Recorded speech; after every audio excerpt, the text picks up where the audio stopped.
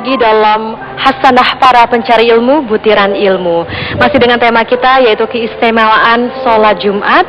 Pemirsa, saat lagi kita akan sama-sama menyaksikan tayangan bagaimana pelaksanaan ibadah sholat Jumat dalam hari raya. Mari kita saksikan sama-sama tayangan yang berikut ini. Alhamdulillahi Rabbil Alamin Ar-Rahmanir Rahim. Allahu Akbar.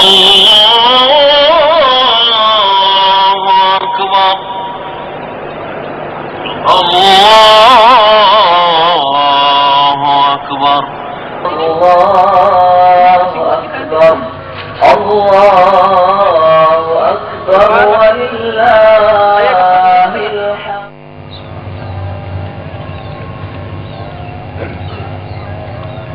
Allahu Akbar.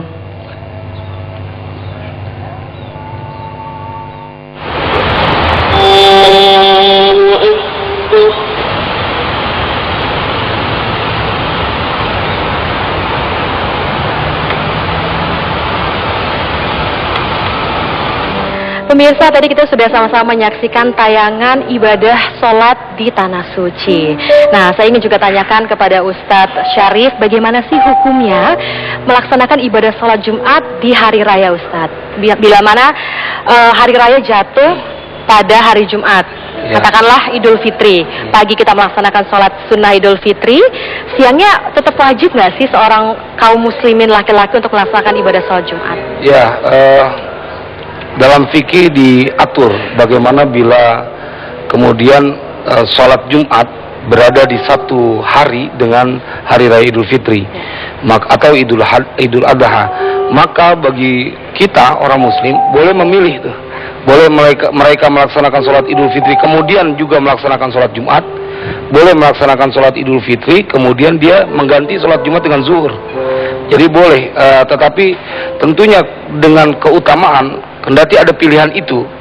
Pada kesempatan ini saya ingin menyampaikan kepada pemirsa, kendati ada pilihan itu karena dengan keutamaan hari Jumat yang begitu luar biasa dan sholat Jumat ketika khotib di antara dua khutbah menjadi waktu yang sangat mustajab ketika kita berdoa, rasanya sayang untuk ditinggalkan, dan ditambah lagi bahwa bagaimana kemudian ini menjadi kesempatan buat kita bersilaturahim yang kedua kepada saudara-saudara kita, karena sholat Jumat itu kan ajang silaturahim juga, bertemu dengan saudara-saudara muslim lainnya di masjid yang lainnya gitu.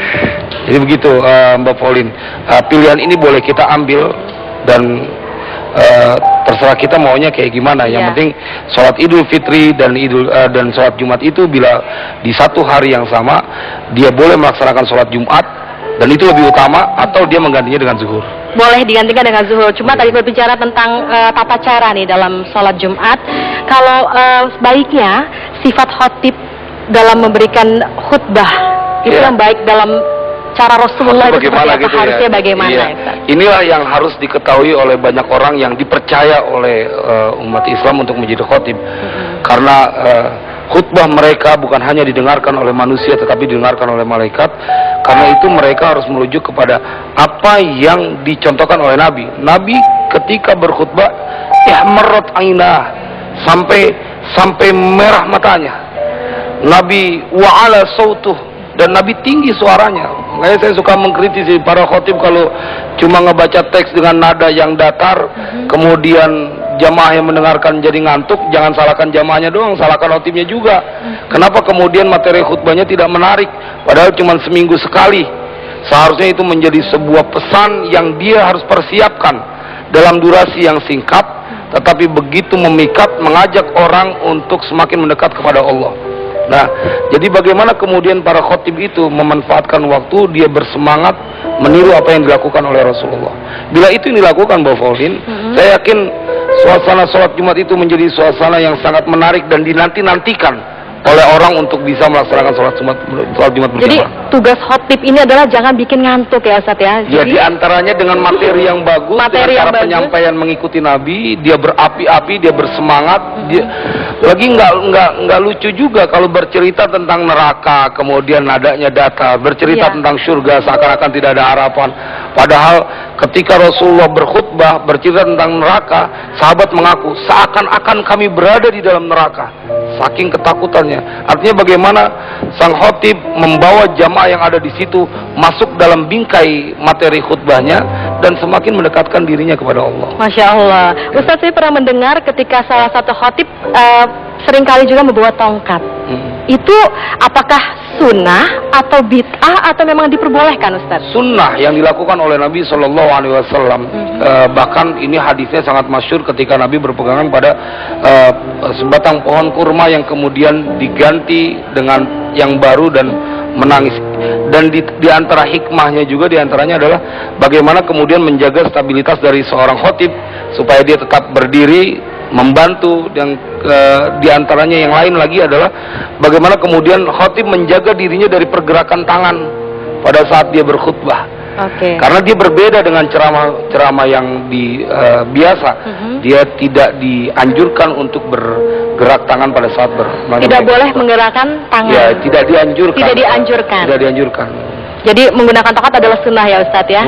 Sunnah Rasulullah Sallallahu Alaihi Nah Wasallam. Ustadz, nanti kita Termasuk naik mimbar ya.